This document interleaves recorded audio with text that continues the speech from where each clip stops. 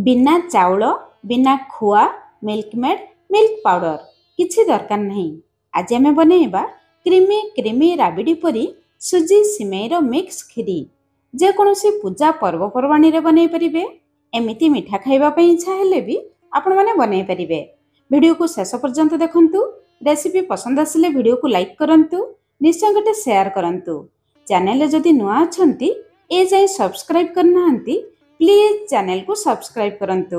जय जगन्नाथ। मु सस्मिता आपण समस्त को स्वागत करुछि सस्मिता स्टार किचन को। सुजी सिमेईर मिक्स खीरी बनैबा पई प्रथम कथा हला भागमाप ठीक रहिले खीरी पूरा परफेक्ट हबो। घरे थिबा ई छोट चामच रे माप करी 2 छोट चामच सिमेई नेबा। एठी मु कंचा सिमेई नेछि, आपण माने भजा सिमेई भी नै परिबे। सेई चामच रे माप करी 2 छोट चामच सुजी नेबा। सुजी टिके छोट दाना वाला सुजी नेबे। खीरीर टेक्सचर बहुत बढ़िया आसिबो। सुजी सिमेईर भागमाप मन रखिबे। जेतिकी सुजी सेतिकी सिमेई। एतिकी सुजी सिमेई पई हमको 1 लिटर क्षीर दरकार। आपण माने गाई क्षीर नै परिबे, न होले फुल क्रीम क्षीर नेबे। फुल क्रीम क्षीर रे खीरी बनैले खीरी पूरा राबिडी परी लागे। मिठा पई सेई चामच रे माप करी 8 चामच चीनी देबा। सुजी 2 चामच सिमेई 2 चामच। सुजी सिमेई मिसी 4 चामच हैला। 4 चामच पई आमे 8 चामच चीनी व्यवहार करिबा। एई भाग मापरे आपण माने आखि बंद करी खीरी बनांतु। खीरी पूरा परफेक्ट मिठा हेबो। ता सहित खीरीर टेस्ट बढ़ाइबा पई अल्प किछि ड्राई नट्स देबा। एठी मु काजू किशमिश आलमंड्स नेछि। आपण आपनक हिसाब रे ड्राई नट्स कम बेसी करी देई परिबे, न देई भी सेमिति खीरी बनाई परिबे। चलंतु खीरी बनेबा स्टार्ट करिबा। कढ़ी गरम करी 2 बड़ चामच गुआ घियो देबा। गुआ घियो देले खीरी रे बहुत बढ़िया वासना आसीबो। घियो गरम हो जिबा परे प्रथमे आमे काजू को देबा। काजू को भाजिबा पई टिके अधिक समय लागिबो। सेति पई मीडियम फ्लेम रे काजू को प्रथमे हल्का लाल कलर हेला पर्यंत भाजिबा। बेसी पड़िबे नहीं।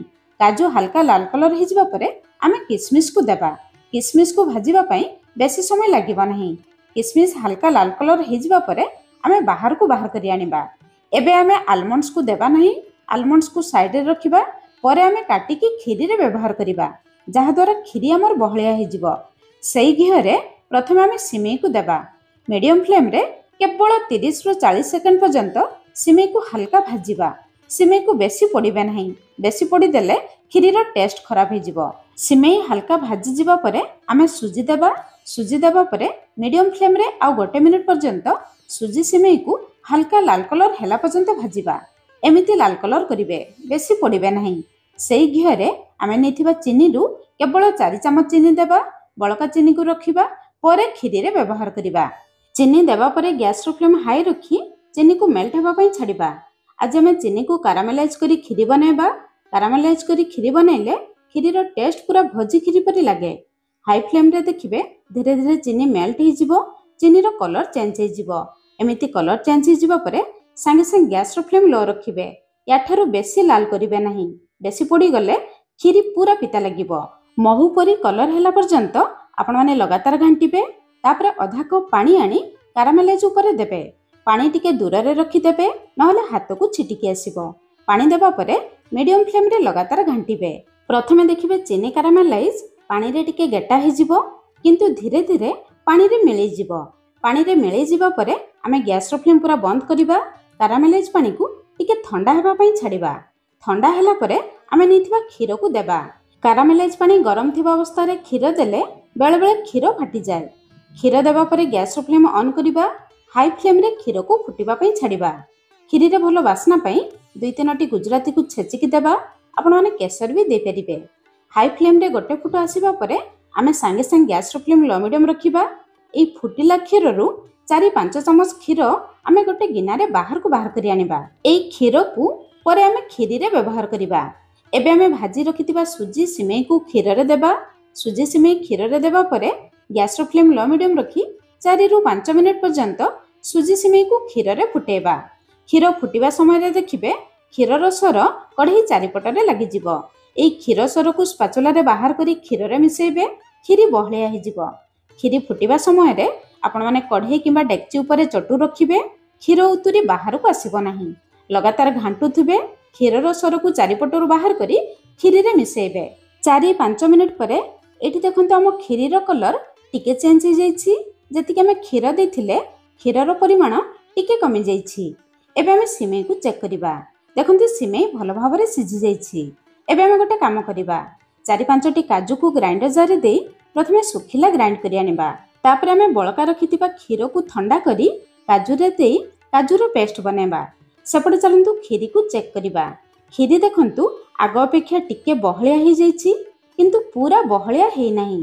ଏହି ଷ୍ଟେଜରେ ଆମେ କାଜୁର ପେଷ୍ଟ ଦେବା। ବଳକା ରଖିଥିବା ଆଲମଣ୍ଡସକୁ ପୁରା ଛୋଟ ଛୋଟ କରି କାଟିକି ଦେବା। ବଳକା ରଖିଥିବା ଚିନିକୁ ଦେବା। କାଜୁ ପେଷ୍ଟ ଦେବା ପରେ କାଜୁର ପେଷ୍ଟ କଢ଼େଇ ତଳେ ଲାଗିବ। ଲଗାତାର ଘାଣ୍ଟିବା। ଚିନି ଦେବା ପରେ ଚିନିରୁ ଆଉ ଟିକେ ପାଣି ବାହାରିବ। ସେଇ ପାଣି ଶୁଖିବା ପର୍ଯ୍ୟନ୍ତ ଲୋ ମିଡ଼ିୟମ୍ ଫ୍ଲେମ୍ରେ ଆଉ 4-5 ମିନିଟ୍ ପର୍ଯ୍ୟନ୍ତ ଆମେ କ୍ଷୀରିକୁ ଲଗାତାର ଘାଣ୍ଟିବା। ଏହି ଷ୍ଟେଜରେ 2-3 ପିଞ୍ଚ ଲୁଣ ଦେବା। ପ୍ରଥମରୁ ଚାହିଁଲେ ଦେଇପାରିବେ, ନହେଲେ ଶେଷରେ ଦେବେ। ମିଠା ଜିନିଷରେ ଅଳ୍ପ ଲୁଣ ଦେଲେ ମିଠା ଭଲ ଭାବରେ ଲାଗେ।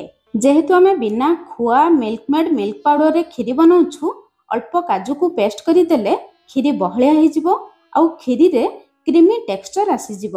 ଏଇଟା ହେଉଛି ସିକ୍ରେଟ ଟିପ୍ସ। ଏବେ ଭାଜି ରଖିଥିବା ଡ୍ରାଇନଟ୍ସକୁ ଦେବା। ଅଳ୍ପ ଗୁଜୁରାତିର ଗୁଣ୍ଡ ଦେବା। ଅଳ୍ପ ଡ୍ରାଇନଟ୍ସକୁ ସାଇଡ୍ରେ ରଖିବା, ପରେ ଗାର୍ନିସିଂରେ ବ୍ୟବହାର କରିବା। ଯେତେବେଳେ କ୍ଷୀରି ହେଇଯିବ, କ୍ଷୀରି ଉପରେ ଦେଖିବେ ବଡ଼ ବଡ଼ ବବଲ୍ସ ଆସିବ। ଜାଣିବେ ଆପଣଙ୍କର କ୍ଷୀରି ହେଇଗଲା ବୋଲି। ଆଉ ଗୋଟେ ଉପାୟରେ ଜାଣିପାରିବେ, ଚଟୁ ପଛପଟରେ ଗାର ଲଗାଇବେ। ଦେଖିବେ ଗାର ପରସ୍ପରକୁ ଲାଗିବ ନାହିଁ। ଏମିତି ରହିଲେ ଜାଣିବେ କ୍ଷୀରି ଆପଣଙ୍କର ହେଇଗଲା ବୋଲି। କ୍ଷୀରି ଏତିକି ବହଳିଆ ଥିବ, ଆପଣମାନେ ଗ୍ୟାସର ଫ୍ଲେମ୍ ବନ୍ଦ କରିବେ, କାହିଁକି ନା କ୍ଷୀରି ଥଣ୍ଡା ହେଲା ପରେ ଆଉ ଟିକେ ବହଳିଆ ହେଇଯିବ। ଏଇଠି କ୍ଷୀରି ଥଣ୍ଡା ହେଲା ପରେ ଦେଖନ୍ତୁ କ୍ଷୀରିର କଲର ଆଉ କନସିଷ୍ଟେନ୍ସି ପୁରା ପରଫେକ୍ଟ ରାବିଡି ପରି କ୍ଷୀରି। ଭିଡ଼ିଓରେ ସେୟାର କରିଥିବା ସବୁ ଟିପ୍ସ ଫଲୋ କରି ଆପଣମାନେ ସୁଜି ସିମେଇର ଏଇ ମିକ୍ସ କ୍ଷୀରି ବନାନ୍ତୁ। କେମିତି ଲାଗିଲା ନିହାତି କମେଣ୍ଟସ୍ କରି ଜଣାଇବେ। ଆଜି ପାଇଁ ରହିଲି, ପୁଣି ଦେଖା ହେବା ନୂଆ ରେସିପିରେ। ଧନ୍ୟବାଦ।